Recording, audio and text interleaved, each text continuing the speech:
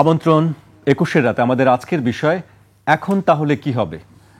আমাদের সঙ্গে স্টুডিওতে উপস্থিত আছেন ইসলামী আন্দোলন বাংলাদেশের প্রেসিডিয়াম সদস্য অধ্যাপক আশরাফ আলী আখুন। আপনাকে স্বাগত জানাচ্ছি। আমাদের সঙ্গে আছেন ফিনান্সিয়াল পোস্টের প্রধান সম্পাদক এম এ আজিজ। আজিজ ভাই, আপনাকে স্বাগত জানাচ্ছি। আজকে আমাদের আলোচনার বিষয় এখন তাহলে কি হবে। সেটি আসলে বিভিন্ন বিষয় নিয়ে বলা যায় যে আসলে এখন তাহলে কি হবে, বিভিন্ন যে ঘটনাগুলি ঘটছে। আমরা নির্বাচনের বিষয়টি আসলে প্রথমেই দৃষ্টি দিই, যেহেতু নির্বাচন নিয়ে আলোচনা হচ্ছে সবাই। আমরা গতকালকেও দেখেছি যে জামায়াত ইসলামের পক্ষ থেকে বলা হয়েছে যে জাতীয় সংসদের উচ্চকক্ষ নিম্নকক্ষে আনুপাতিক বা পিআর পদ্ধতিতে ভোটের দাবিতে আন্দোলনে নামার ঘোষণা দিয়েছে জামায়াত ইসলামী। এর পাশাপাশি ইসলামী আন্দোলন বাংলাদেশের পক্ষ থেকেও একটি বিবৃতি দেওয়া হয়েছে। সেই বিবৃতিতে বলা হচ্ছে সন্ত্রাস দমনে কঠোর না হলে নির্বাচন অনিশ্চিত। আমি ইসলামী আন্দোলন বাংলাদেশের প্রেসিডিয়াম সদস্য আশরাফ আলী আখুনকে দিয়ে শুরু করতে চাই। আসলে আপনি কি মনে করছেন নির্বাচনের ব্যবস্থা নিয়ে? যে বক্তব্য আমরা দেখলাম দুটি দলের পক্ষ থেকে, একটি আপনার দলের পক্ষ থেকে আর একটি জামায়াত ইসলামী বাংলাদেশের পক্ষ থেকে। আশরাফ আলী আখুন।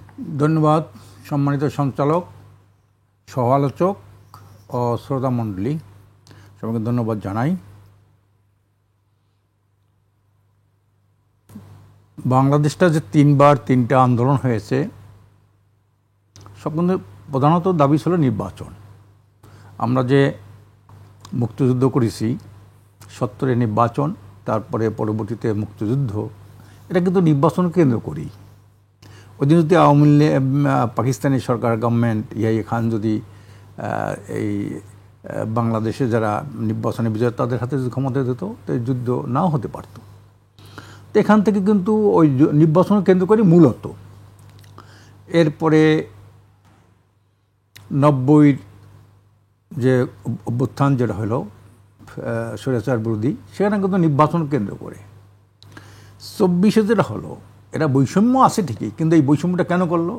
মূলত হলো নির্বাচন। তো এই নির্বাচনটা তো একটা অবস্থা, আমরা যে নির্বাচনের কারচুপি, নির্বাচনের ভোট ডাকাতি, দিনের ভোট রাতে করা, তারপর হলো আপনার কি বলে আগের রাতে বাক্স বোঝাই করা, এই সবগুলো কিন্তু আমরা উত্তরাধিকার সূত্রে পেয়েছি, নূতন কিছু না। আপনি জানেন ৭৩ সালে শেখ মুজিবুর রহমান সাহেব ৩০০ আসনের মধ্যে ২৯৩ উনি কাজ করছিল। অনেক, আপনারা তো সাংবাদিক জানেন, সেখানে অনেক পরাজিত প্রার্থীকে ঢাকায় বাস করে এনে বিজয় ঘোষণা করেছিল। তো দেখা গেল যে এই ভোট চুরির যে ঐতিহ্যটা, এটা কিন্তু আমরা একাল সূচনা থেকে, স্বাধীনের পর থেকে আমরা এটা পেয়েছি। তারপরে আপনি দেখেন ৭৮ সালের দিকে যে একটা রেফারেন্ডাম হলো, স্বাধীনতার ঘোষক শহীদ রাষ্ট্রপতি জিয়া রহমান সাহেব একটা গণভোট করলেন, সেখানেও কিন্তু ৯৮% ভোট কাস্ট হইল। তখন তো রাস্তা ছিল না, ঘাট ছিল না, ব্রিজ কারবার ছিল না, মানুষ অত সচেতন ছিল না, ৯৮% ভোট কাস্ট হইল। এটা তো একটা আশ্চর্যের বিষয়। এরপরে আপনার এরশাদ সাহেব আসার পরে আরেকটা গণভোট দিলেন, সেখানে প্রায় ৯৬-৯৭% ভোট কাস্ট হইল। তারপরে ম্যাডাম খালেদা জিয়া, উনি ওই যে ২০০৭ সালে একটা একক নির্বাচন করলেন, একক দল, এক দল, কেউ করলেন না। তো এই যে উনি বলেন কেউ না করলে আমি করব, নির্বাচন করলেন, ৩ মাস না ৩ মাস থাকলেন, এরপর আবার একটা পদ্ধতি নির্বাচন হলো। এরপরে তো আওয়ামী লীগ আসলো, সেনা সমর্থিত তত্ত্বাবধায়ক সরকারের মাধ্যমে। তখন এই যে যারা ছিলেন কর্মকর্তা, তারা একদিকে আপনার ইনক্লাইন্ড হয়ে পড়ল, তারা একটা দলকে ক্ষমতা বসাইল। এরপর থেকে যে ওনারা যে বারবার নির্বাচনকে আপনার দুর্নীতি বলেন, সন্ত্রাস বলেন, কালো টাকার বলেন, দৌরত্ব বলেন, গুন্ডা বাহিনী বলেন, এই সবই কিন্তু নির্বাচনের কেন্দ্র করেই তারা করেছে। আর নির্বাচন এমন একটা যেন তেনভাবে ক্ষমতায় যাওয়ার পরে তাদের মূল যে উদ্দেশ্য থাকে, সেটা হলো ক্ষমতার অপব্যবহার করে সম্পদ অর্জন, কালো টাকার মালিক হওয়া। সম্পদ অর্জনটাই হলো দেশের রাজনীতির মূল উদ্দেশ্য। আপনি জানেন অবশ্যই যে স্বাধীনতার পরে যে দলগুলো ক্ষমতায় ছিল, আপনি যদি একটা পাইলট স্কিম করেন, একটা নির্বাচনী আসন, দেখবেন সেখানে যে দল তখন ক্ষমতায় ছিল, তার মন্ত্রী, এমপি, উপজেলা থেকে, ইউনিয়ন থেকে শুরু করে নেতা কর্মীরা ৯৫% দুর্নীতির সাথে আকণ্ঠ নিমজ্জিত। একটা জায়গা একটা। জি, এখন ভাই সেই তো আমরা সবাই জানি ইতিহাসগুলো, পুরাতন ইতিহাসগুলো। এখন আমরা বর্তমান যা দেখি সেটা হলো, আমরা দেখি যে লাউ সেই কদু, যে লাউ সেই কদু। বিগত দিন যা হয়েছে, ইনু সাহেব যত কিছুই বলেন না কেন, নির্বাচন কেমনে করবেন উনি, আমরা সন্দিহান। কেন সন্দেহান? কেন সন্দিহান? উনি আইন শৃঙ্খলা রক্ষা করতে পারেন নাই। তারপরে লেভেল প্লেইং ফিল্ড উনি এখনো সেই ব্যাপারে সুস্পষ্ট কোনো বার্তা দিতে পারেন নাই। সরকারের পক্ষ থেকে বলা হচ্ছে আইন শৃঙ্খলা পরিস্থিতি, আজকেও স্বরাষ্ট্র উপদেষ্টা বলেছেন যে আইন শৃঙ্খলা পরিস্থিতি যে অবস্থা আছে তাতে নির্বাচন করা সম্ভব। ওনারা তো রাজনীতি করেন। আমরা যারা মাঠ পর্যায়ে কাজ করি আমরা জানি যে নির্বাচনের তারিখ ঘোষণা করার পরে দেশের অবস্থা কতটা পরিবর্তন দিকে যাচ্ছে। এখনও চাঁদাবাজি, সন্ত্রাসী, দখলবাজি, মানুষ মারা, হত্যা করা দিন দিন বেড়ে চলছে। তো উনি এটা তো বন্ধ করতে পারতেছে না। এটা কি বন্ধ হয়? এটা কি মানুষ আশা করছিল? আর এমন কিছু দল আছে নিজেরা মারামারি করে। এইটা আপনি কিভাবে ঠেকাবেন? কারা নিজেরা মারামারি করছে? পত্রিকা দেখেন না, আপনারা তো রিপোর্ট করেন। আপনার কাছ থেকে আমি শুনতেছি, আমরা তো সংবাদ করি। এটা তো অধিকাংশ মারা গেছে বিএনপি। আপনি যেহেতু বলছেন বিএনপি থেকেই, বিএনপি নিজস্ব লোকেরাই বেশি মারামারি করছে, নিজেরা মারামারি করে। তা এই দিক থেকে তো আমরা, বিএনপি একটা বড় দল, একটা দায়িত্বশীল দল, 3-5 বার তারা কমপক্ষে ক্ষমতায় ছিল। জিয়া রহমানের সময় একবার, সাত্তার সাহেবের সময় একবার, বেগম খালেদা জিয়া 3 বার। এই কথাটা কি, এইটা কি জাতি আশা করে তাদের থেকে? এই ঘটনাগুলি আশা করে? এরা অপ্রত্যাশিত এবং একটা ভয়ঙ্কর ইঙ্গিত বহন করে এইটা, যেই যা অবস্থা হচ্ছে দেশে, এটা বলা যায় না। তারপরে আপনি মনে করেন আমাদের বিদেশি আধিপত্যবাদের যে সবল, এখন সেটা বন্ধ হয় নাই। এখনও তারা কোথায় কোথায় ডিজে ভাইয়ের অফিসের উপরে রয়ের অফিস থাকে কীভাবে, অঙ্কুশিত অফিস থাকে কীভাবে? এখনও এই যে 700 বললেন যে সেনাপ্রধান বললেন যে ক্যান্টনমেন্ট আছে, সেই লোকগুলা কোথায় গেল? আজকে আপনি বলেন শেখ হাসিনা, এই যে দোবাল, ইন্ডিয়ার যে অজিত দোবাল, উনি কি বললেন যে শেখ হাসিনা তো আমরা আনি নাই, তোমরা দিয়ে গেছো, তোমরা নিয়ে যাও। কেমনে গেল সে? এটা কে পাঠাইলো? এইটা কি বিচার ডক্টর ইউনূস সাহেব করতে পারলেন? মোটেই না তো। এই লোকগুলো কোথায় গেল? তারপরে মিথ্যা মামলা, আওয়ামী লীগ সময় যে মিথ্যা মামলা ছিল, সেই মিথ্যা মামলার যে সরাসরি 100, 200, 500 মামলা দিয়া, তারপর সেই মামলার নাম কেটে কেটে সেখানে লক্ষ লক্ষ কোটি কোটি টাকা ইনকাম করতেছে একটা স্বার্থান্বেষী গ্রুপ। জি, আকন ভাই, আমি আবার আপনার কাছে আসব। আপনার কথা একটি বিষয় স্পষ্ট, বা আমি যে বিবৃতি দেখলাম যে আইন শৃঙ্খলা পরিস্থিতি বা সন্ত্রাসীর যে বিষয়টি, আপনার সন্ত্রাস দমন না করলে নির্বাচন অনিশ্চিত, সেটি আপনারা বলছেন, সেটি আমরা বুঝতে পেরেছি। আমি এবার এবে আজিজ এর কাছে আসতে চাই। আজিজ ভাই, আপনার কাছে আসার আগে আমি একটি বক্তব্য উল্লেখ করতে চাই। আমরা দেখেছি গতকাল গণপরিষদ অধিকারের সভাপতি নুরুল হক নূর একটি বক্তব্য দিয়েছেন, সেখানে তিনি বলছেন, আমি সেই বক্তব্যটি কিছু অংশবিশেষ উল্লেখ করতে চাই। সেই সংকট থেকে আগামীতে 1/11-এর কিংবা ফ্যাসিবাদের পরিস্থিতির দিকে আমাদের নিয়ে যাওয়া হতে পারে। অনেকেই মনে করছেন রাজনৈতিক বোঝাপড়া হয়ে গেছে, নির্বাচন হবে, কেউ সরকারে যাবে, অন্যরা বিরোধী দলে, পরিবেশ স্বাভাবিক হয়ে যাবে। কিন্তু বাংলাদেশের রাজনীতির আকাশে মেঘের ঘন ঘটা দেখা যাচ্ছে। নির্বাচনের তারিখ ঘোষণা হলেও এখনো শঙ্কা কাটেনি। শঙ্কার মধ্যেই আছেন কেউ কেউ। আসলে জি, আজিজ ভাই, আসলে আপনাকে ধন্যবাদ এবং নেতাজিকেও ধন্যবাদ। দেখেন, কথাটা একটু ব্যক্তিগত আক্রোশ থেকে হয়ে যাবে। বিএনপি নির্বাচনের পরে জাতীয় সরকার করতে চেয়েছে। বিএনপির সাথে যে ছোট ছোট দলগুলি আছে, ইতিমধ্যেই কিছু নেতাকে কিন্তু সিগন্যাল দেওয়া হয়েছে এবং সিট বন্টনও করা হয়েছে। এখন যার কথা বললেন তারও কিন্তু একটা সিট ছিল পটুয়াখালীতে। তিনি একটা বড় দল থেকে সিট ছাড় নিচ্ছেন। বিএনপির প্রত্যেকটা দলে 4টা, 5টা, 6টা করে প্রার্থী আছে। আপনি হঠাৎ করে আপনার ভোট নাই, আপনি যাইবেন, জায়গা পাওয়া যাবেন, এটা তো ঠিক না। বিএনপির নেতাদের দিয়ে সেখানে ওয়ার্ক করে তারপরে যাওয়া উচিত ছিল পরিস্থিতি। উনি ওখানে গেছেন, যাওয়ার পরে উল্টায় গেছেন। এখন উল্টায় গেছেন। এখন কিন্তু আপনার জামাত, ইসলামিক আন্দোলন বাংলাদেশ, এনসিপি, এবি পার্টি যে ভাষায় কথা বলে, উনিও সেই ভাষায় কথা বলে। এই জন্যেই আমি বলি যে পিআর সিস্টেমের উপযোগী আমাদের রাজনীতিবিদরা নয়। এই কারণেই বলছি উচ্চমানের গণতান্ত্রিক চেতনার লোক হতে হবে, নেতা হতে হবে। পিআর সিস্টেমে যদি এইরকম হর্স ট্রেডিং হয়, একটা কথার উপরে উল্টে যায়, তাহলে পিআর সিস্টেম ফাংশন করবে না। যেমন ধরেন ভারত নেপালে আমাদের দেশে জমিদারি ছিল, সেটাকে ভেঙে আপনার পিয়ার সিস্টেমে আসছে। 12 বছরে 17 বার সরকার পতন ঘটছে। ইসরায়েল, উনি তো নিশ্চয়ই ইসরায়েলি মুসলমানদের প্রতি অত্যন্ত বেশি, আমার চাইতে দুর্বল হবেন। ইসরায়েলে আপনার আনুপাতিক নির্বাচন, নেতানিয়াহুর নিকুত পার্টি, সেটা 30% উপরে ভোট পায় না, এবং ওইখানে ইসরায়েলের সবগুলো ইহুদিদের দল, 100টা দলের মতো আছে। ওই এক বছরে ধরেন 5টা 10টা দল মারা যায়, আবার দল তৈরি হয়।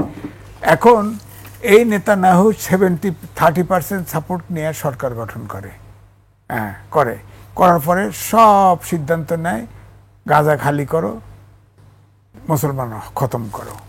তো আমার বক্তব্য হচ্ছে, আমি এটাতে লিখেওছি, বড় পত্রিকায় লিখেওছি, যে আনুপাতিক হারে নির্বাচন এক এক দেশে এক এক রকম। ধরেন আমাদের বাংলাদেশে ধরেন আপনি সেন্ট্রালি আনুপাতিক নির্বাচনে চলে গেলেন, ধরেন 300 সিট আছে নিম্নকক্ষে আর সংসদে, উচ্চ কক্ষে জামাত ইসলাম 2 জায়গায় চাইতো আনুপাতিক। গতকালকেই তারা বলেছেন, আমি সেটাই আপনার কাছে জানতে চাচ্ছিলাম যে আসলে যে তারা 2 কক্ষেই, উচ্চ কক্ষ নিম্ন কক্ষ 2 জায়গায় বলছে আনুপাতিক হারে, এবং না যদি সেটা মানা হয়, মানে আনুপাতিক পদ্ধতিতে ভোট না হলে আন্দোলনে নামার ঘোষণা দিয়েছেন। এখন এখানে একটাই যুক্তি হচ্ছে, আনুপাতিক নির্বাচনে ছোটখাটো দল সবার প্রতিনিধিত্ব থাকে সংসদে।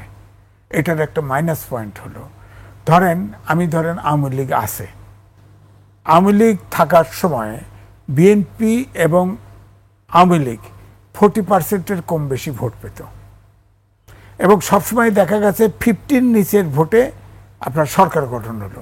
এর জন্য আমরা আর্গুমেন্ট করতাম যে মাইনরিটি গভর্নমেন্ট।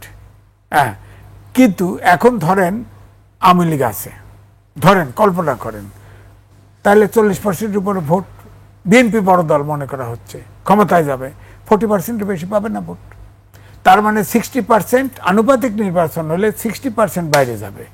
এই 60% সংসদে বসলে যা বলে তাই হবে, আইন হবে না, উগ্রবাদের উত্থান ঘটবে, অমুকরে মারো, অমুকরে নামাও, আফগানিস্তান বানাও, তালেবান বানাও, অথবা রাজতন্ত্র নিয়ে আসো, সিদ্ধান্ত নিল, কি করবেন আপনি? যেমন জামাত ইসলাম বলে যে জামাত ইসলামকে ভোট দিলে ব্যস্ত যাওয়া যায়, বলে তো। আরে উনি তো আমার চেয়ে ভালো জানে, আল্লাহর সৃষ্টি দোজক ব্যস্ত, আল্লাহ মানব জাতির বিচার করবে কিয়ামতের দিনে, এবং নবীজি ফেরেশতাদের হাজির রেখে। এই আল্লাহ যদি প্রশ্ন ধরা হয় যে জামাতকে ভোট দিলে ব্যস্ত পাওয়া যাবে, তাহলে আল্লাহ কোথায়? এই কথা যে বলে সে তো তখনই দোজকবাসী হয়, সে আগে নির্ধারিত হয় দোজকে যাওয়ার জন্য। এটা ইসলামিক ভাষায় কি বলে না, সে কাফারে পরিণত হয়। তো সুতরাং রাজনীতি করলে সব কথা বলা যাবে না, আপনি ইসলামিক আকীদা মানতে হবে তো, ভোটের জন্য চাইছে তাই করে ফেলবেন। ধরেন এখন ইসলামিক আন্দোলনে বাংলাদেশের নায়েবে আমির তিনি বলেছিলেন, সমাজতন্ত্ররা যদি কোনো দেশে ক্ষমতায় যায় ইসলামের অভ্যুত্থান ঘটতে পারে, কিন্তু জামাত যদি কোনো দেশে যায় সেখানে কিয়ামতেও ইসলাম আর থাকবে না, বলছে তো। জি, দল থেকে বেশ কয়েকবারই বলা হয়েছে। হ্যাঁ, বলা হয়েছে। তাহলে আপনি বলেন, এই যে ঐক্যটা হচ্ছে এখন, ওনারা আনুপাতিক নির্বাচন সর্বাগ্রে চাইছে, সর্বাগ্রে। 1/11-এর সময় ওনারা প্রস্তাব দিছে আমরা আনুপাতিক নির্বাচন চাই, এটা সত্য। এখন এই ঐক্যমত কমিশনে প্রথমে সবগুলোর প্রস্তাব দিছে, সংস্কারের রিপোর্ট সবাই দিছে। আমরা সমালোচনা করছি না, কুইজ কোশ্চেনও হয়েছে, তাও দিছে, উত্তর দিছে। শেষ পর্যন্ত ঐক্যমত কমিশন যেটা স্প্রেডশিটে দিয়ে দিছে, সেখানে আনুপাতিক নির্বাচন ছিল না, কারণ এটার দাবি কম লোকের ছিল না। এখন ঐক্যমত মাঝখানে হঠাৎ করে ঐক্যমত কমিশন আগাচ্ছিল, হঠাৎ করে ইসলামিক আন্দোলন বাংলাদেশ ঐক্যমত কমিশনের জন্য সভা দিল। তাহলে ঐক্যমতে আলোচনা বসছেন সমাধানের জন্য, আপনি মাঠে গেলেন কেন? সেখানে যা জয়েন দিল আপনার জামাত ইসলাম, ইসলামিক এনসিপি, এবি পার্টি, এগুলো দিল। তো আপনার তো ঐক্যমত এই জন্যই বলছি যে আমাদের পিয়ার সিস্টেম আমাদের দেশে অকার্যকর হবে। আপনি একটা জিনিসে বৈঠক হচ্ছে, আমি সমাধান করতে চাই, সেটা ফেল করার পরে না আপনি করবেন, আপনি দৌড়ায় গেছেন। ধরেন আপনি এই যে জামাত ইসলাম কালকে আপনার নির্বাচন কমিশনে গেছে, যা বলছে আমরা আনুপাতিক নির্বাচন চাই। হ্যাঁ, ইলেকশন কমিশন আনুপাতিক নির্বাচন দেওয়ার কি ওখানে দাবি করতে গেছে বলেন আপনি? এটা একটা অযৌক্তিক জায়গায় অযৌক্তিক দাবি গেল। এরপরে এখন কয়ে দিছে যে এটা না হলে আমরা আন্দোলনে ঢুকবো, আন্দোলনে যাব। তা আপনি আগে করেন নাই কেন? ঐক্যমত কমিশনে শুরুতে আনেন নাই কেন? এজেন্ডায় যখন না ছিল না তখনই দাবি তুলতেন যে আমার এটা। এখানে বোধহয় আজিজ ভাই আমরা একটু ভাইয়ের কাছে শুনি। জি, আপনার কথা বক্তব্য ব্যাপার হচ্ছে আজিজ ভাই, কিছু কথা আছে, কিছু আছে মানে তথ্য ঠিক নাই। কিছু কথা আছে, যেমন পিয়ার নিয়ার যে কথাটা উনি বললেন যে আমরা 2008 সালে পিয়ার প্রথম করি। এর আগে 2001-এ কমিউনিস্ট পার্টি এই পিয়ার আনছিল তাদের ইশতেহারে। 2008-এ আমরা যেমন দিয়েছি, এখানে কিন্তু ওই জাতীয় পার্টি হোসেন মোহাম্মদ এরশাদ সাহেব দিয়েছিল 2008-এ। এই ধারাবাহিকতা আমরা আছি। আমরা বিশ্বাস করি যে গতানুগতিক পদ্ধতির যে নির্বাচন, এটা দিয়ে আসলেই একটা সত্যিকার কাম্যমানের সংসদ প্রতিষ্ঠা হতে পারে না। কারণ এখানে যতগুলো নির্বাচন হয়েছে আমরা সবগুলোকে দেখেছি জনমতের প্রতিফলন সঠিক প্রতিফলন ঘটে নাই। সেখানে যখন ঐক্যমত্য কমিশন থেকে দিছিল, আমাদের প্রত্যেকের কাছে একটা কতগুলো প্রশ্ন দিছিল, সেইখানে কিন্তু আমরা সব জায়গায় লিখেছি যে আমরা আপার কক্ষ, উচ্চ কক্ষ সব জায়গায়, নিম্নকক্ষ সব জায়গায় পিয়ার চাই। সেখানে কিন্তু জামাত ইসলাম বলছে আমরা পিয়ার চাই, কিন্তু এই পিয়ারটা এইখানে কোনো আলোচনাই আনি নাই ঐক্যমত্য কমিশন, কখনোই না। একজন দেখা গেল একজন লোক একটা বিষয় একটু লিখে দিল এক লাইন, ওই যে সবাই কাছে ছবি করে দিল, ফটো করে দিল। কিন্তু আমরা যে বললাম পিয়ার, এবং আরও অনেক দল বলল পিয়ার, এর সাথে একমত, কিন্তু এই বিষয়টাই উনি আর আলোচনায় আনলো না। তো আমি যখন বললাম যে এই বিষয়টা আলোচনায় আনেন না কেন, একটু ধৈর্য ধারণ করেন। জি, ধৈর্য ধারণ করতে করতে যখন সর্বশেষ হয়ে গেল, আনে না, এটা পিয়ার আনেই না, তখন উনি এফপিটিপি এই যে একটা বিষয়, এটা আগেই সিদ্ধান্ত নিয়ে আসছেন। তখন আমি বললাম যে আপনাদের উপর আস্থা, বিশ্বাস, আপনার বায়াসড ফ্রম অ্যানাদার উইংস, আপনারা অন্য জায়গা থেকে আপনারা বায়াসড হয়ে গেছেন। এটা আমি বলছি, খালি ওপেন বলছি। কেন আপনি এটা টেকবেন এটা পরের কথা। পিয়ার হবে কি হবে না আপনি আলোচনায় আনেন। এই জন্য আপার কক্ষে PR, BNP PR note of decision দিয়ে রাখছে। তা আমরা বলছি আপার কক্ষে পিয়ার অসুবিধা নেই, যদি লোয়ার কক্ষে পিয়ার না হয় তা আপার কক্ষে প্রয়োজন কি? আরও 100 দুর্নীতিবাদ বাড়াইলো, তার গাড়ি বাড়ি এগুলা সেগুলা সব কিছু তো করবে 100, এটা লাগে না। কারণ আমরা তো ইউনিটারি দেশ, এখানে তো আমরা তো পাকিস্তানের মতো প্রদেশ দেশ না, ভারতের মতো অঙ্গরাজ্য বিস্তৃত দেশ না, আমেরিকার মতো এতগুলো রাজ্য বিস্তৃত দেশ না, আমরা ছোট্ট একটা দেশ। এখানে তো আপার লাগেই না। আপার হইল ওই যারা বুড়া দোড়া, যারা অকেজ হয়ে পড়ছেন, ঠিক কাজ ঠিক মতো তাদেরকে লোক দেয়, আপনাদের ওইখানে সম্মানিত জায়গাটায় আপনাকে বসাবো। তো এখন যেটা হলো যে পিয়ার, এই যে সংস্কারটা, এগুলো সবাই আসল পিয়ার হলো শতভাগ মানুষের জনগণের মতামতটা প্রতিফলন কেমনে ঘটবে, এই জায়গাটা হলো, এই জন্য পিয়ারকে বলা হয় মাদার অফ অল রিফর্ম। পিয়ারটাই হলো সমস্ত সংস্কারের মা। 91টা দেশে পিয়ার আছে। ভাই একটা কথা বললেন যে ইসরায়েল এবং কি বলে নেপাল, সেখানে সরকার পরিবর্তন হয়েছে কিন্তু রাজনৈতিক স্থিতিশীলতা নষ্ট হয় নাই। রাজনৈতিক স্থিতিশীলতা একটা জিনিস হচ্ছে, এখন নেপালের রাজতন্ত্র, সেইটা নেপাল তো ওইটা কোনো রাষ্ট্রের মধ্যেই তো আমরা পড়ে না। ওটাকে আপনি তুরস্ক দেখেন, তুরস্ক তো পিয়ার। আপনি ইন্দোনেশিয়া দেখেন, সেখানে পিয়ার। ব্রাজিলে দেখেন পিয়ার, সাউথ আফ্রিকা দেখেন পিয়ার, ইন্দোনেশিয়ায় পিয়ার, সুইজারল্যান্ডে পিয়ার, ডেনমার্কে পিয়ার, রোমানিয়ায় পিয়ার, সব এগুলো পিয়ার। জি, আপনি এই জায়গাগুলো যদি না আনেন, আপনি আনলেন কোথায়? ইসরায়েল। আপনি আনলেন কোথায়? আপনার নেপাল। এই দুইটা কি রাষ্ট্রের মধ্যে পড়ে? ইসরায়েল তো কোনো রাষ্ট্রই না, এটা দখলদার, একটা সন্ত্রাসী গোষ্ঠী জবরদখল করে আছে। এটা তো রাষ্ট্রের মধ্যে আমরা ধরি না, ওইটাকে দৃষ্টান্ত হিসেবে আনাই যায় না। অধ্যাপক আশরাফ আলী, এখন তাহলে কি হবে? আমাদের নির্বাচনে ধরেন পিয়ার পদ্ধতি নিয়ে আমরা সরকারের পক্ষ থেকে তেমন কোনো আলোচনা শুনছি না, বা যেটি ফেব্রুয়ারিতে নির্বাচনের কথা বলা হচ্ছে যে ফেব্রুয়ারির প্রথম সপ্তাহে নির্বাচন হতে পারে। সেই নির্বাচন কোন পদ্ধতিতে হবে এটা কিন্তু এখনো পর্যন্ত সরকার বা নির্বাচন কমিশনের পক্ষ থেকে বলা হয়নি। তাহলে কি সেটা কি পিয়ার পদ্ধতিতে হবে নাকি প্রচলিত যে পদ্ধতি আছে সেই পদ্ধতিতে নির্বাচন হবে? দল যারা ঐক্যমতে গেছিলাম, অধিকাংশ দল তারা পিয়ার পদ্ধতি চায়, অধিকাংশ দল। কিন্তু সরকার বা নির্বাচন কমিশনের পক্ষ থেকে কিন্তু এই ধরনের কোনো পরিষ্কার করা হয়নি। এটা না চাওয়ার তো একটা ইঙ্গিত বহন করে, মারাত্মক একটা তাহলে ইঙ্গিত। পিআর পদ্ধতিতে নির্বাচন হচ্ছে না? না, পিআর পদ্ধতি ছাড়াও নির্বাচন হবে না। আপনারা বলছেন পিআর পদ্ধতি ছাড়া হবে না? না, হবে না তা বলে, কিন্তু পিআর পদ্ধতি জনগণের দাবি। গ্রামে গঞ্জে সাধারণ আমরা যারা একটু শিক্ষিত সাংবাদিক বা বুদ্ধিজীবী তারা যতটা পিআর না বুঝি, সাধারণ মানুষ কিন্তু পিআর খুব ভালো বোঝে। কাজে এই জন্যে সাধারণ মানুষের পারসেপশন হলো 53 বছর যে ধারায় নির্বাচন চলে আসছে, এই নির্বাচনের পরিবর্তন করতে হবে, আমূল পরিবর্তন। সেটা হলো এফপিটিপি না, এফপিটিপি যেটা ধারাবাহিক চলছে এটা হবে পিআর পদ্ধতি, প্রফেশনাল রিপ্রেজেন্টেশন হবে। এইটা কিন্তু সাধারণ মানুষ চায়। আমরাও এই সাধারণ মানুষের কণ্ঠে কণ্ঠ মিলাই বলতে চাই, আগামী দিন একটা সুস্থ, স্বাভাবিক, কল্যাণকর একটা কার্যকরী পার্লামেন্ট গঠন করার জন্যে, জনমতের শতভাগ প্রতিফলন ঘটার জন্যে, এবং সংসদটাকে একটা মেধার প্রতিযোগিতা করে এমপিতে করার জন্য নায়িকার গায়িকা নিয়ে পার্লামেন্ট হবে না। হ্যাঁ, আমরা একটা চাই। এটা পিআরের মাধ্যমে একমাত্র সম্ভব, এবং জাতীয় সংহতি, রাষ্ট্রীয় জাতীয় সংহতি এবং জাতীয় সরকার একমাত্র পিআর পদ্ধতির মাধ্যমে সম্ভব। আপনি বড় দল আছে যারা, আর আরেকটা কথা মনে রাখতে হবে, এটা অনেকে বলে ওরা বড় দল। আমি বিএনপি অনেক নেতার সাথে বলছি, আপনি বড়, ওখানে বলছি, আমি ওই যে ঐক্যমত্য কমিশনে বলছি, বড় দল তো আমি দাবি করতে পারেন না। বড় দল কোনো স্থায়িত্ব আছে? মুসলিম লীগের দেশে বড় দল ছিল না? বলেন, পাকিস্তানও ছিল না? কত আসন পাইল? 300-র মধ্যে প্রায় 298 সাপোজ পাইছিল না? আজ মুসলিম লীগ আছে। তারপরে দেখেন সবচেয়ে বড় একটা জোট হয়েছিল, যারা এই যুক্ত ফ্রন্ট হয়েছিল না? এটা কি আছে? তারপরে আওয়ামী লীগ, যারা দেশ স্বাধীন করলো, আওয়ামী লীগ, সেই আওয়ামী লীগ আছে। তারপরে জাতীয় পার্টি, সেনাপ্রধান, রাষ্ট্রপ্রধান, সেই জাতীয় পার্টি আছে। এখন ভোটের আগে বলেন, আপনি বলেন কিভাবে যে আপনি বড় দল? এটা তো আপনি বলতে পারেন না। এটা আপনি কিভাবে বলেন? ভোট হোক, তারপর প্রমাণ হয় কে বড় দল কে ছোট দল, এটা প্রমাণ হবে ভোটের পরে। বিএনপি যে বড় দল, আমি তো অনেক ভাইকে বলছি, ভাই এই যে জিয়াউর রহমান সাহেবের যে বিএনপি আর আপনাকে কি বিএনপি এক? এইভাবে কি করেন আপনারা? এগুলো লজ্জা থাকা উচিত।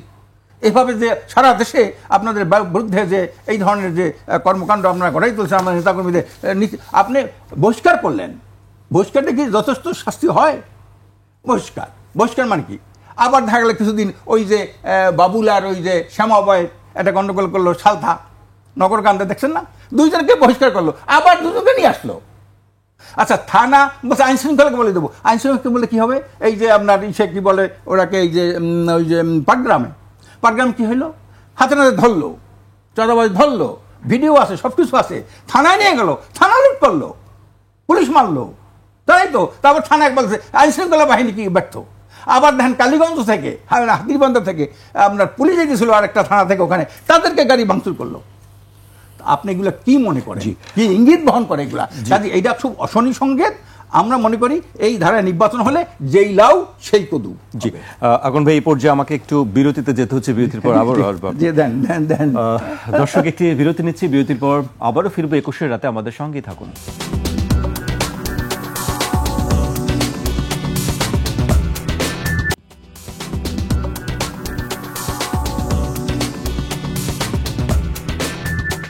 বিরতির পর আবারও স্বাগত। আপনারা দেখছেন 21 রাত, আমাদের সঙ্গে আছেন ইসলামী আন্দোলন বাংলাদেশের প্রেসিডিয়াম সদস্য অধ্যাপক আশরাফ আলী আকন এবং ফিনান্সিয়াল পোস্টের প্রধান সম্পাদক এম এ আজিজ। আজিজ ভাইকে দিয়ে শুরু করতে চাই। আমরা অনেক কথা শুনছিলাম আশরাফ আলী আকনের কাছ থেকে, চাঁদাবাজির বেশ কিছু বিষয় নিয়ে উনি কথা বলছিলেন এই যে শেষের দিকে। আমি সেই বিষয়টিকে একটু উল্লেখ করতে চাই। আমরা সম্প্রতি গতকালকেই আমরা একটি ঘটনা দেখেছি, আমি সেটি একটু উল্লেখ করতে চাই। এনসিপি চট্টগ্রাম মহানগরের যুগ্ম সমন্বয়কারী ও বৈষম্য বিরোধী ছাত্র আন্দোলনের চট্টগ্রাম মহানগরের সাবেক সদস্য সচিব নিজামুদ্দিন বলেন, তোমরা দেখো ওর থেকে আরো 5 লাখ নিতে পারো কিনা, নিতে পারলে ওদেরকে আমি এনে রোহান মিরদেরকে কিছু একটা দিয়ে দিলাম। আফতাব জানতে চান কত, নিজাম বলেন 10, অর্থাৎ 10 লাখ টাকা। এরপর নিজাম আফতাবকে বলেন, ওনাদের কাছে এত ছোট ডিমান্ড করছো কেন, তুমি বিষয়টা আমাকে জানাবে না? আজিজ ভাই, চাঁদাবাজি নিয়ে আমরা এই ঘটনার পরে দেখেছি যে এনসিপির পক্ষ থেকে শোকজ করা হয়েছে তাকে। এর আগেও একাধিকবার যখন আমরা এনসিপি নেতাদের বিরুদ্ধে যখন বিভিন্ন অভিযোগ পেয়েছি, সে বিষয়ে আমরা দেখেছি যে তারা শোকজ নোটিশ দিয়েছেন। এই নিয়ে 10টি ঘটনা ঘটেছে, তাদেরকে শোকজ দেওয়া হয়েছে। আজিজ ভাই, আসলে কি বলবেন আপনি? একের পর এক ঘটনা আমরা দেখছি বের হচ্ছে। দেখেন, চাঁদাবাজিটা জাতীয়করণ হয়ে গেছে। কেউ নিলে হয় চাঁদা, কেউ নিলে হয় হাদিয়া, কেউ নিলে হয় ডোনেশন, কেউ নিলে হয় অনুদান। কম আর বেশি কেউ পিছে নেই। এখন আমি বলি, এখন নেতাজি আছে, মাইন্ড করবে, আমার রাগ করবে, 2018 সালে নির্বাচন হলো, সেখানে ইসলামিক আন্দোলন বাংলাদেশের একটি পোস্টার ছেঁড়া পড়ে নেই, একটি পোস্টার ছেঁড়া পড়ে নেই। অর্থাৎ ফেসিবাদের দোষদের সাথে ইলেকশনের বৈধতা দেওয়ার জন্য ওনারা নির্বাচনে ছিলেন অথবা নির্বাচনে রাখা হয়েছে, নিশ্চয়ই আন্ডারস্ট্যান্ড ছিল না, আমাদেরকে বলেন আরো আগাইতে দেন, আপনার কথাটা বলতেছি, আগাইতে দেন। তারপরে স্থানীয় সরকার নির্বাচনে পুরা নির্বাচন করে যায়, আপনার শেষ নির্বাচনে যা ওনাদের নেতা মার খেলেন। এরপরে উল্টাইছে তো উল্টাইছে, কিছু গোপন আছে ভাই, তথ্য কিছু গোপন আছে, উল্টাইছে তো উল্টাইছে। আমরা শুনবো আপনার কাছে এখন। সুতরাং আমার বক্তব্য এখানেই হচ্ছে যে এই যে একজনের ঘাড়ে আর একজনের দোষ চাপানো, আপনার বলছেন না এখন কোথায় যাবে, এই যে ঐক্যমত্য কমিশন যেটা আপনার বিশেষজ্ঞদের মতামত নিয়েছে, সেই বিশেষজ্ঞদের তো এটার 4 ভাগই হচ্ছে ফ্যাসিবাদ এবং ওয়ালের দোসর। এইটার নাম তো এখনো ঘোষণা হয় নাই, আমার কাছে তথ্য আছে। এই নামটা যখন সামনে আসবে, ওনাদের সামনেই আসবে, হ্যাঁ, যে এই লোক বিশেষজ্ঞ। ঐক্যমত্য কমিশনে আপনি কথা বলছেন, ঐক্যমত্য কমিশনে আগের দোসরদের লোকজন আছে বা ফ্যাসিস্টের দোসর আছে এখন, বা কমিটি হচ্ছে যেটাতে আপনার এই যে পিআরটিআর যেগুলো সমঝোতা হইল না, ঐক্যমত্য কমিশনের একটা ঘোষণাপত্র তৈরি হয়েছে না, ডিসিশন হয়েছে, এইটা বিশেষজ্ঞ মতামত নিবে কিভাবে বাস্তবায়ন করা যায়। এই জন্য একটা কমিটি হয়েছে, সেই কমিটিতে প্রচুর লোক নেওয়া হয়েছে। সেই লোকজনগুলো কি মানে যারা বলছেন যে, আপনি বলছেন যে ফ্যাসিস্টের দোসর, আসলে কি দোসর, ফ্যাসিস্টের দোসর, 1/11-এর সময় ইনভলভ ছিল, এইগুলো সব আপনার 4 ভাগের 3 ভাগই হলো সেইগুলো। এইটার প্রস্তাব যখন নিয়ে আসবেন টেবিলে তো আনবেন, তখন তো উনিই কবে তো নামগুলো পড়েন, পড়লে কবে তো আরে এ কেন হাইলো কবে তো গোলমাল তো লাগছে। তো আমার বক্তব্য হচ্ছে এখন যে জায়গায় আসছে, সরকার নির্বাচনের অলরেডি রোডম্যাপ দিয়ে দিছে, ইলেকশন কমিশন প্রস্তুতি নিচ্ছে। এই মুহূর্তে পিআর সিস্টেমের দাবি নিয়ে মাঠে নামতেছে 4টি দল, বিশেষ করে আমি বলবো বড় দলের ভিতরে জামাতে ইসলাম, ইসলামী ঐক্য জোট আছে, আর নামে এনসিপি বড় দল, ইসলামী আন্দোলন বাংলাদেশও আছে, ইসলামিক আন্দোলন বাংলাদেশ বলতেছি, আর জামাত বলতেছি বড় দল। আর এনসিপি কিন্তু যেভাবে দেখতেছেন তাফালিং অত বড় দল না আমার কাছে, কিন্তু আছে তো, কারণ এটা ডক্টর মোহাম্মদ ইউনূস ফুলা ফাঁপা এটারে বড় বানাইছে, এই কারণে নিবন্ধন ছিল না, 4-5টি হইলে ডাকলেও তারে ডাকে, তাদের বাদ দিয়ে কোনো সিদ্ধান্ত হয় না, এই জন্য এটার গুরুত্ব বাড়ছে। হ্যাঁ, আর তাফালিং পার্টি বুঝছেন না তো, অর্থাৎ আমি এই জন্যই বলছি যে উনি প্রবীণ লোক, 52 সাল থেকে সব আন্দোলনে ছাত্ররা নেতৃত্ব দিছে, এবারেও ছাত্র নেতৃত্ব দিছে। এই গণ অভ্যুত্থানে প্রায় সরকারি হিসাবে 444 জন, আর জাতিসংঘের হিসাবে 15 তারিখ পর্যন্ত 1400 লোকের জীবন দিছে ছাত্র জনতা। সেখানে সাধারণ লোকজন জীবন দিছে বেশি, কিন্তু এই ছোটখাটো ফকার এরা জীবন দিছে।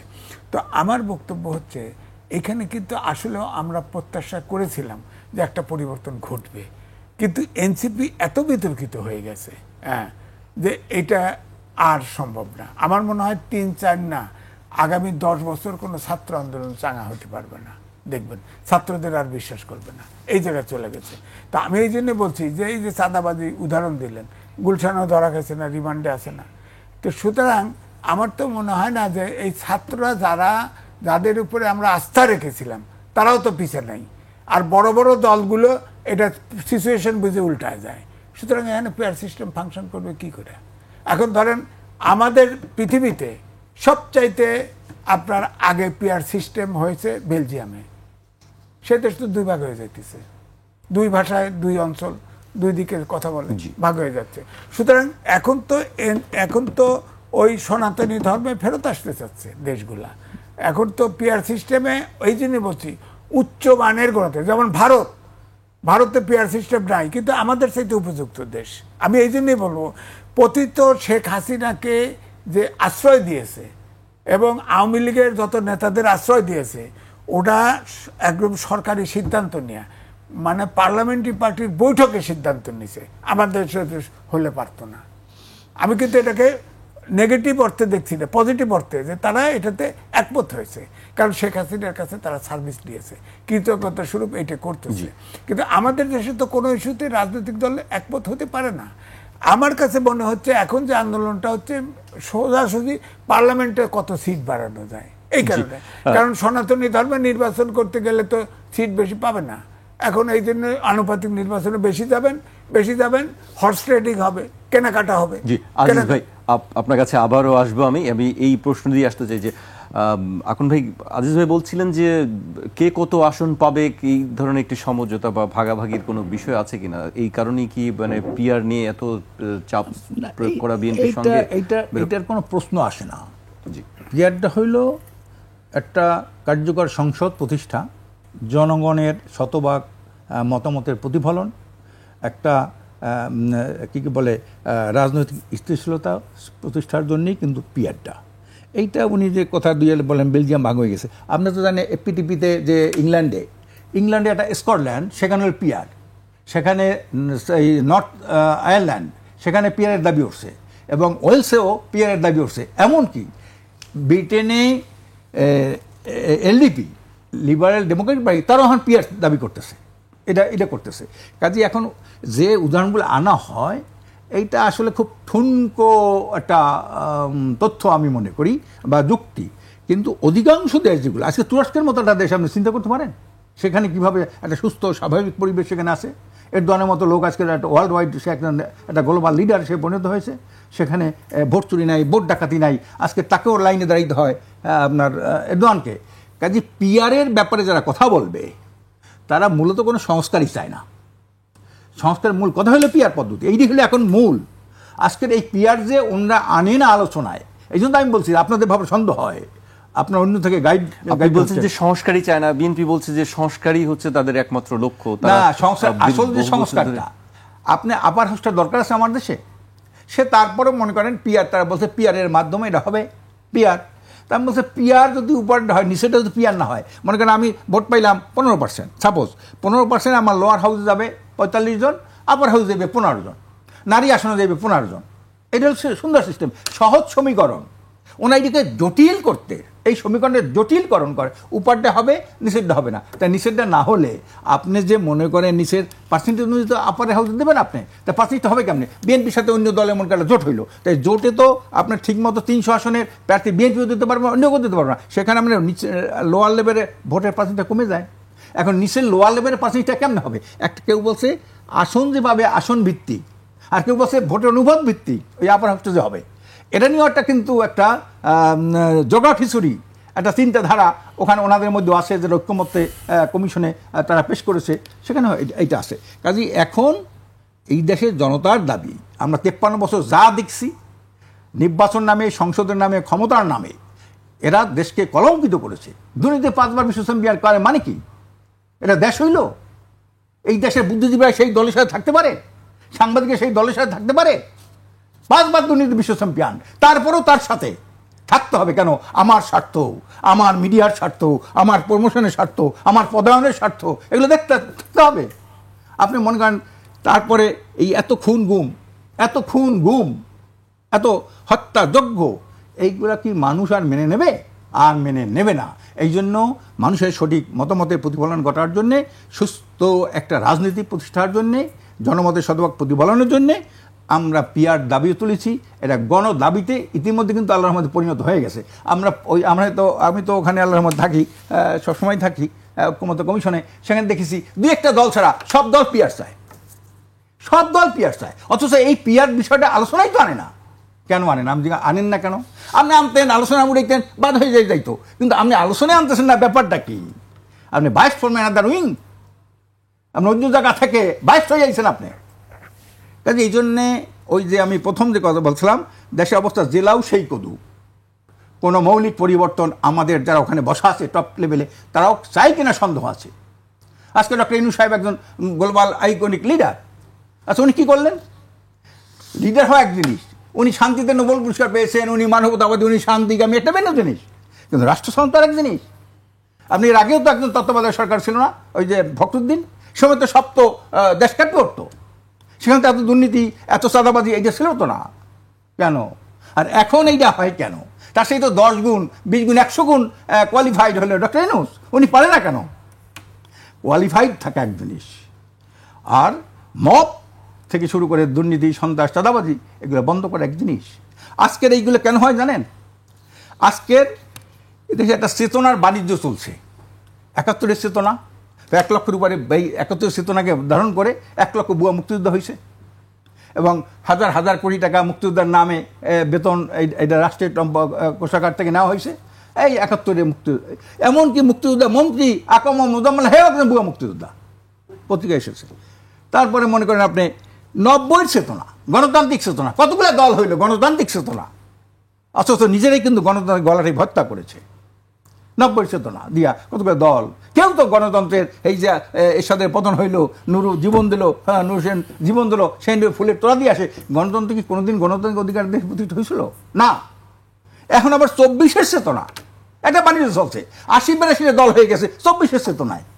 মানে কি? এই চেতনা বাণিজ্য, এই বাণিজ্য বন্ধ, যে এর সাথে যদি দেশপ্রেম না থাকে, ইমান না থাকে, এই চেতনা দিয়ে মানুষের কল্যাণ আনতে পারে না। এই জন্য আমরা পরিষ্কার বলি যে এই যে দেশপ্রেম ইমানের অঙ্গ, আল্লাহ ভীরু না থাকলে আপনি একই চেয়ারে চাকরি করে একজন হাজার হাজার কোটি টাকার মালিক আর একজন একটা পয়সা নেয় না। কেন নেয় না? কেন নেয় না? এটা কে তাকে বাধা দিল? আপনারও টেবিল চেয়ার, আমারও তো টেবিল চেয়ার, আর ওনার তো টেবিল চেয়ার। একজনের টাকার ভরি আর একজন টাকা নেয় না। কেন নেয় না? কার ভয়তে না? আল্লাহর ভয়তে নেয় না।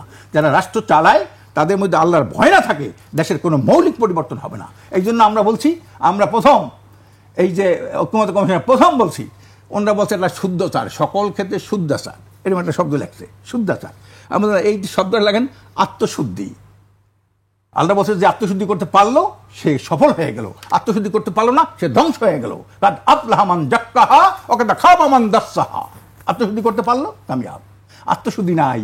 আমরা আত্মার সাথে, আপনার এত একটা বিল্ডিং, আমি একটা বিল্ডিং হতে চাই, এই চাওটা না, এই দুনিয়াটা আমার চিরকাল না। কাজে এই জন্যে আত্মশুদ্ধি ছাড়া, আল্লাহর ভয় ছাড়া, সৎ এবং যোগ্যতা ছাড়া, এই জন্য আমাদের একটা স্লোগান আছে যে আমরা শুধু নেতার পরিবর্তন চাই না, নীতির পরিবর্তন চাই। জি, এই জন্য আমরা বলি খেলি দল পরিবর্তন করলে হবে না। বিএনপি তো ৫ বার ক্ষমতায় ছিল না যে ওনার ছিল না, ওনার নূতন আকর্ষণ তা তো না, 5 বার ছিল। আপনি বলেন একটা জায়গার একটা ঘটনা বলেন, এই জায়গাটা এই উন্নতিটা হয়েছে, গণতান্ত্রিক উন্নতি, দেশের উন্নতি বলেন একটা কোন জায়গাতে কি হয়েছে? হয়নি। কিন্তু আবার যে ওনারা করবেন, আমরা বলছি ঐক্যমত্য কমিশনে যে সিদ্ধান্তগুলো হয়েছে সেটা এই সরকার আমলে বাস্তবায়ন শুরু করতে হবে। ওনারা বলছে না, যারা নেক্সট পার্লামেন্টে যাবে 2 বছর পরে তারা এরা বাস্তবায়ন করবে। মানে কি? এই যে ঘটনাটা, কাজেই দেশের ষড়যন্ত্র এগুলো আগেও ছিল, এখনো আছে, আরো বাড়তেছে ষড়যন্ত্র।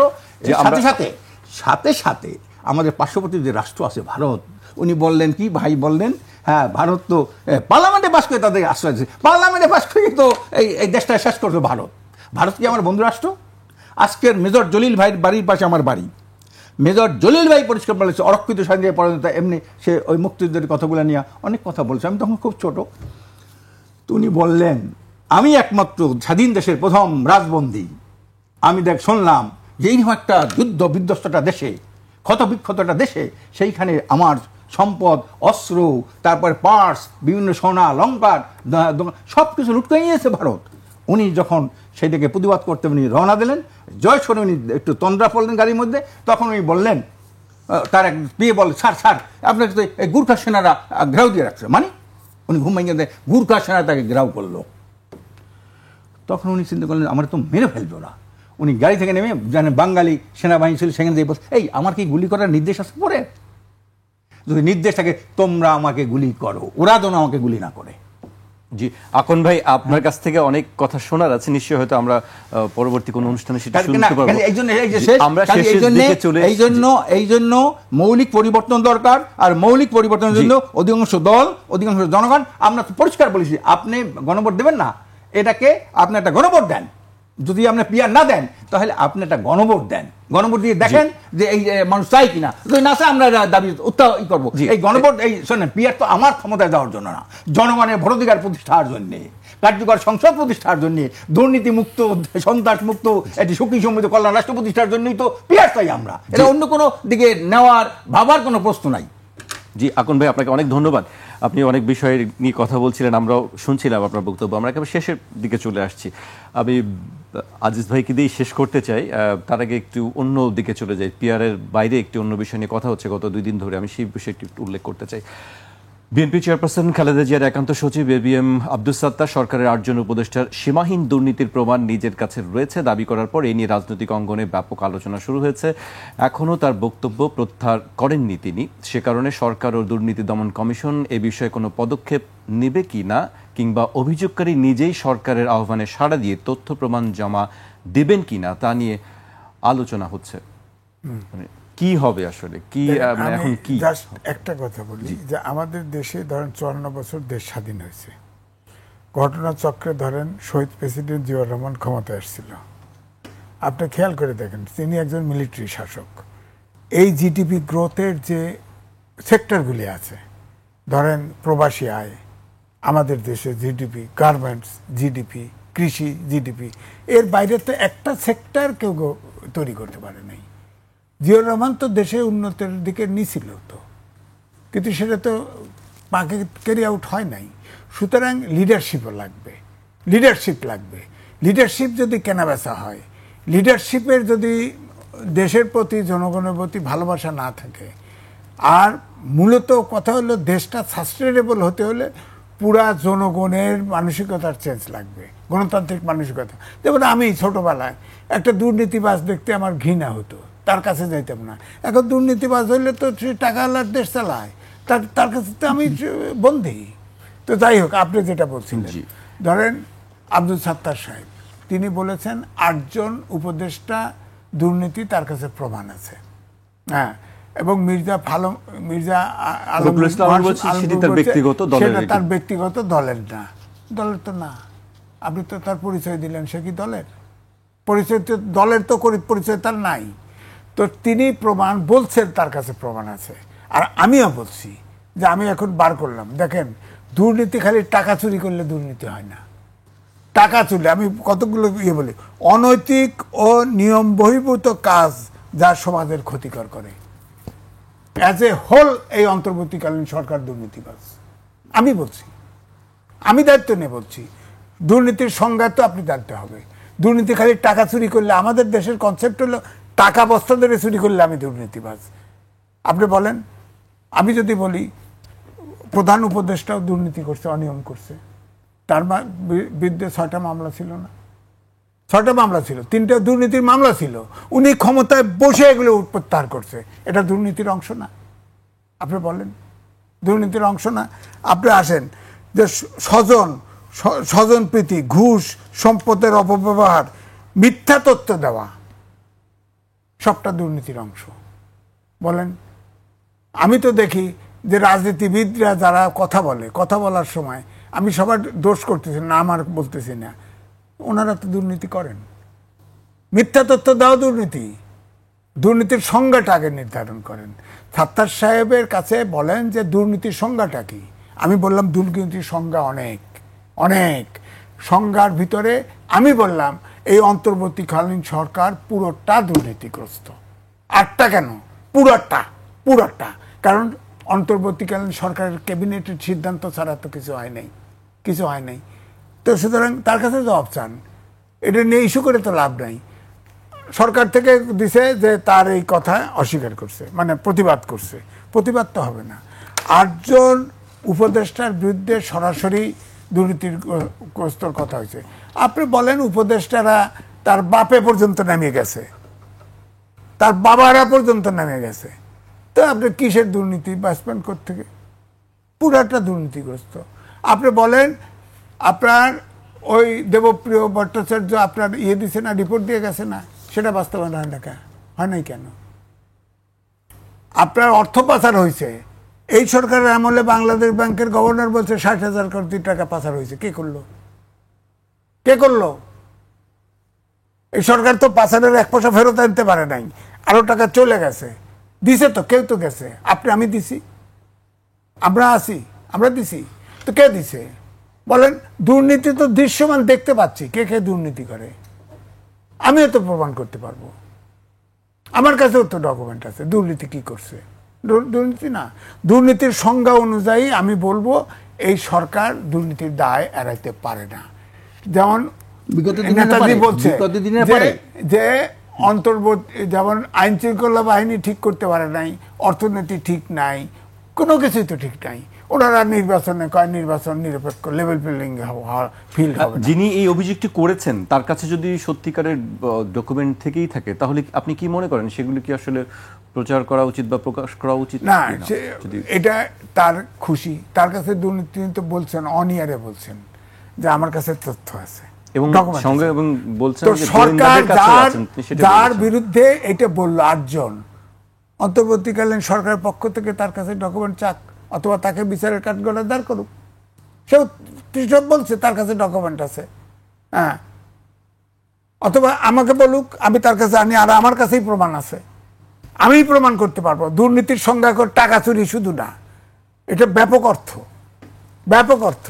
সুতরাং আপনি এগুলো করে তো লাভ নেই, আপনি প্রমাণ আছে তার কাছে চান, এটা নিয়ে পলিটিক্যাল ইস্যু করে তো লাভ নেই, তার কাছে চান। এবং সে বলছে, এবং অবশ্যই আমি বললাম এই যে যেগুলো বললাম, এটা অনেক ইস্যু আছে দুর্নীতির, এগুলো দুর্নীতির প্রমাণ করা কঠিন। আমি বলবো যে এই সরকারের প্রত্যেকটা লোক এর জন্য দায়ী। ক্যাবিনেট পুরা যতগুলো সিদ্ধান্ত হয়েছে সব ক্যাবিনেট বসে করছে না, তো সবাই দায়ী। দুর্নীতিগ্রস্ত উনি 8 জন করছে, আমি তো বলি পুরোটা। আপনি বলেন 17 জন বিদেশি নাগরিক এবং প্রবাসী আছে এই সরকারের মধ্যে, এটা দুর্নীতি না? বিদেশি এসে আমার দেশ চালাইতেছে, এটা কেমন কথা?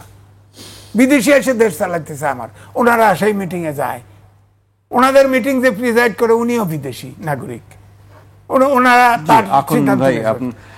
আপনার কাছে আসতে চাই আজিজ ভাই, শেষ করতে হবে আমাদেরকে, আমাদের খুব শেষ পর্যায়ে চলে এসেছি। খুব সংক্ষেপে যদি আপনি বলেন যে আজিজ ভাই নিশ্চয়ই কিছু কথা বলছিলেন, আপনি সেগুলো শুনতে পাচ্ছিলেন, যে আপনারাও সেই সব মিটিংয়ে অংশগ্রহণ করেছেন এবং দুর্নীতি নিয়ে যে আলোচনা হচ্ছে সেটি নিয়ে আসলে আপনার দলের বা আপনার বক্তব্য কি? এই যে সবচেয়ে একটা বড়, খুব সংক্ষেপে বলবেন। ইউনূস সাহেব একটা বড় অবদান যে সবাই স্বাধীনভাবে কথা বলতে পারে, স্বাধীনভাবে কথা লিখতে পারে, যেটা বিগত দিনে পারে নাই। অনেক পত্রিকা বন্ধ হয়েছে, টিভি শো বন্ধ হয়েছে, অনেক লোক জেলে গেছে, যারা স্বাধীনভাবে এখন যেমন আজিজ ভাই যে কথাটা বলছে, এই কথা কিন্তু উনি আওয়ামী লীগ সময় বলতে পারতেন না, মোটেই পারতেন না। হইলে তার জেলে থাকতে হইতো, পত্রিকা বন্ধ হইতো, অনেক কিছু হইতো। কাজে এখন যেটা একটু ক্লিয়ার করি, আমরা মনে করি আওয়ামী লীগের শেষ 5 বছরে আমি একা কথা বলছি না, তা হয়তো তার কানে আওয়ামী লীগের কানে ওইটা পৌঁছে না, যাই হোক বলছিলাম সবার কানে পৌঁছে। এখন যেটা আজিজ ভাইকে আমরা সবসময় কথা বলতে দেখেছি, এখন যেটা হলো, সবাই বলেন না। আমি একটা কথা বলি, আমার দেশের চোরের খনি দিয়ে দেশ শুরু হয়েছে স্বাধীনতার পরে, সবাই পাইছে সোনার খনি, হীরার খনি, আমি ভাই চোরের খনি। এইটা শেখ মুজিব বলছে না, এই চোরের খনি এখন হয়েছে ডাকাইতের খনি। কাজে এই দুর্নীতিটা আমাদের রক্ত মাংসে সব জায়গায় আশেপাশে বাধা, এই দুর্নীতিটা। কারণ এদেশে অনেক স্বাধীনতার পর নেতার পরিবর্তন হয়েছে, দফার পরিবর্তন হয়েছে, এখানে তো মির্জা ফখরুল সাহেব বলেছেন যে না, এটা ঠিক না, এটা স্বচ্ছতার সাথে দায়িত্ব পালন করে এসএস কিন্তু বলতে গাইছে, মির্জা ফখরুল সাহেব বলছেন না। তো এত বড় একজন দায়িত্বশীল ব্যক্তি যখন বলে এইটা, সত্তার সাহেব কে আর মির্জা ফখরুল কে? মির্জা ফখরুল সাহেব যখন বলছে যে না, এটা দুর্নীতি হয় নাই, এরা স্বচ্ছতার সাথে দায়িত্ব পালন করে, এই কথাটা বলছে। তো কাজে এই দিক থেকে আমি মনে করি এইভাবে কিছু উস্কাই দিয়া দেশ থেকে একটা অরাজক পরিস্থিতি নিয়ে যাওয়া। আজকের ছাত্রদের ফেরেস্তা হয়ে আসে নাই। আজকের মনে করেন ছাত্ররা যদি গণ অভ্যুত্থান না করতো, আমরা এই 16 বছরে কি করছি, আমরা রাজনীতি যারা করি, আমাদের তো অনেকটা দায়বদ্ধতা ছিল, কিন্তু কই আমরা দায়বদ্ধতা ঠিকমতো পালন করছি? মিছিল মিটিং করছি, সমাবেশ করছি, এটা করছি, ওটা করছি, কিন্তু অকুতভয় সেনানীর যে ভূমিকা পালন করে, ছাত্ররা নিজের জীবন দিয়া, রক্ত দিয়া, আহত হইয়া, পঙ্গু হইয়া, জীবন দিয়া, শহীদ হইয়া, এটা তো আমরা পারি নাই। এইটা তো অস্বীকার করতে হবে। তাদের 100 ভালো, এর মধ্যে 2-1টা তো বল থাকতেই তো পারে, আর এটার মধ্যে ধানের মধ্যে সিটা তো থাকতেই পারে। কাজে এই জন্য আমি মনে করি ছাত্রদের যে গণঅভ্যুত্থান, এটাকে আমাদের স্যালুট জানানো উচিত, হ্যাঁ, ধন্যবাদ জানানো উচিত। তারা এই কাজটা না করলে আজকে ঠিক মতো এই কথা তো এখানে বলতে পারতাম না। কাজে এই জন্যে দুর্নীতি রগরেশায়, এই জন্য আমরা মনে করি ইউনূস সাহেবের মতো যদি এসে 10 গুণ ভালো লিডারও আসে, কোনোদিন দুর্নীতি, সন্ত্রাস, চাঁদাবাজি, দখলবাজি, মব সন্ত্রাস থেকে কোনোটাই বন্ধ করতে পারবেন না, যতদিন পর্যন্ত এই আইনের কোনো পরিবর্তনই না ঘটেন। আইনটা হলো মূল, যে আইনে একটা অসভ্যকে সভ্য বানায়, হ্যাঁ, দুর্নীতিবাজকে একজন ভালো মানুষ বানায়। তো আছেই না, এই আইনটা হলো ত্রুটিপূর্ণ। এই আইনটা হলো ব্রিটিশের দেওয়া। ব্রিটিশরা কি করেছেন, এই 200 বছর তারা কি করেছেন, আমার দেশটাকে শোষণ করছে, নির্যাতন করছে, নিপীড়ন করছে। আজকে পুলিশ আইনটা দেখেন, পুলিশ আইনটা কি 1861 সালে যে আইনটা করছে পুলিশ আইন, মানে ওনা হলো রাজা, এরা হলো সব পিটাইয়া এদেরকে শ্বাস করো, ধান চাষ করতে দেওয়া যাবে না, নীল চাষ করো, নীল চাষ না করে তার পিটাই মাটির সাথে মিলাই দাও। এই যে কতগুলা ব্রিটিশের পরবর্তী আইন, যেটা যেটা এই তাদের উপনিবেশ যেগুলো ছিল তাদের মধ্যে সেই আইনটাই হলো সবচেয়ে আমার দেশের তাহলে আইন পরিবর্তনের কথা বলছেন আপনি, তাহলে এখন কোন আইন দরকার প্রয়োজন? যেটা বলছি আল্লাহ যে আপনাকে আমি সৃষ্টি করছেন, আল্লাহ আল্লাহুল খালকু ওয়াল আমরু, সৃষ্টি যার আইন তার। আপনি এই মোবাইলটা যে কোম্পানি বানিয়েছেন উনি একটা ক্যাটালগ দিয়ে দিয়েছে, এই ক্যাটালগ যে ফলো করবে মোবাইলটা কিন্তু ভালো সার্ভিস দেবে, ক্যাটালগ ফলো করবেন না মোবাইল ভালো সার্ভিস দেবেন। আল্লাহর আইন বা ইসলামিক আইন যেটি বলছেন সেটি চালু করলেই দুর্নীতি এগুলো বন্ধ হচ্ছে। 100 না হলে 90% দুর্নীতি, সন্ত্রাস, খুন খারাপ বন্ধ হবে, মানুষ খারাপ মানুষগুলো ভালো হয়ে যাবে। কেন এই মানুষগুলোর মধ্যে আত্মশুদ্ধি নাই? আপনার মধ্যে নাই, আপনি যে মরতে হবে, এই সম্পদ কী করবেন? হাদিসে আসছে যে একটা ইসে বলছে যে আপনার যত সম্পদ আপনার আছে 5% বা 10% আপনার নিজে হোক, 90% কিন্তু অন্যের জন্য রেখে যাচ্ছেন আপনি। তো এই টাকা চুরি করে, সম্পদ করে, অবৈধভাবে টাকাই করে, লক্ষ লক্ষ টাকা পাচার করে এই সম্পদ আপনি করলেন কেন? কার জন্য করতেছেন? এই দায় কি আপনার না ওই সন্তান নেবে? সন্তান কোনোদিন এই দায় নেবে না। ধর্ম তো আছেই, ধর্মের কথা আছে, কিন্তু একটা কথাও আছে যে চোরের না শুনে ধর্মের কাহিনী না। এই জন্য তো চোরকে ভালো করার জন্য ধর্মের প্রয়োজন, ধর্মের প্রয়োগ প্রয়োজন, খালি ধর্মের কথা প্রয়োজন না। ধর্মের ইসলামী যে আইনটা সেটা দুইটা জিনিস, একটা হলো আপনার ইসলামী আইনের কল্যাণগুলো বলবে, এই কল্যাণ শুনলে মানুষ ভালো হতে পারে, আর কল্যাণ যদি না শুনে ভালো না হয় তখন তার শাস্তির বিধানও আছে। এখানে যেমন বলা আছে তার বন্ধ করার পথও আছে। কাজে এই জন্য আমরা যতদিন পর্যন্ত এই জায়গা থেকে আমরা ফিরে না আসবো, কোনো জায়গায় আপনি দেখেন এই যে পাশ্চাত্যের আইনে যে দেশগুলো, আজকে উনি ভারতের কথা বললেন, কত সুন্দর যে ভারত, এক মিনিট, কি সুন্দর দেশটা। সেখানে মুসলমানরা ঈদের নামাজ পড়তে পারে না, জুমার নামাজ পড়তে পারে না, আজান দিতে পারে না, কোরবানি দিতে পারে না। এই মোদি আসার পরে মসজিদ ভেঙে মন্দির বানায়, হাইকোর্টের রায় পরে সেটা উল্টাই দেয়। কাজে এই জন্যে আমাদের চোখ কান, আমাদের বিবেক, উনি যেহেতু একজন সাংবাদিক, আমি মনে করি আমাদের সাংবাদিক জগতে বরিশালের ছিলেন তোফাজ্জল হোসেন মানিক মিয়া, মুজিবুর রহমান, এই যে সাংবাদিক যারা নিজের জীবন বাজি রেখে সত্যের পক্ষে, তোফাজ্জল হোসেন কি করছেন? পাকিস্তানের বিরুদ্ধে কথা বলছেন, আওয়ামী লীগের বিরুদ্ধে আবার কথা বলতেন, যখন যেটা সত্য এই কথাই কিন্তু তোমার মানিক বাবু। আমরা চাই এমন নেতা চাই, তারা কালাকে কালা বলবে, সাদাকে সাদা বলবে, ভালোকে ভালো বলবে, মন্দকে মন্দ বলবে, এই ধরনের নেতা চাই। আর এইরকম একটা নীতি চাই, নেতার নীতি ছাড়া দেশ সুন্দর হতে পারে না। এটাই হলো আমাদের বক্তব্য। আমাকে শেষ করতে হচ্ছে, আপনাদেরকে অনেক ধন্যবাদ আমাদের সময় দেওয়ার জন্য। দর্শক আজ এখানেই শেষ করছি, কাল আবার দেখা হবে রাত 12টায়। আপনারা সবাই সুস্থ থাকুন, নিরাপদে থাকুন, আর 21-এর সঙ্গে থাকুন।